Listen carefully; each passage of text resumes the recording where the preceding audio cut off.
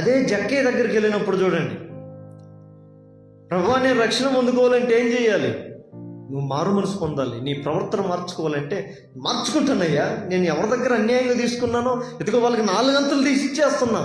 అప్పుడే దేవుడు అంటాడు, ఇతడు అబ్రహాము కుమారుడి నేడే ఈ ఇంటికి రక్షణ ఇచ్చినది, దేవునికి మహిమ కలుగును గాక. వదులుకోవడానికి ఇష్టపడ్డాడు. అంటే మన కాడున్న డబ్బుని లేదంటే ధనాన్ని విడిచిపెట్టమని కదా దేవుడు చెప్పేది.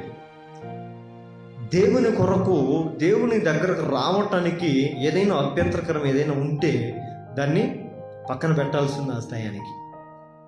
అందుకని నా నిమిత్తము తన ప్రాణమును పోగొట్టుకున్నవాడు దాన్ని దక్కించుకుంటాడు, నా నిమిత్తం తన ప్రాణాన్ని కాపాడుకోవాలనుకున్నవాడు దానిని పోగొట్టుకుంటాడు.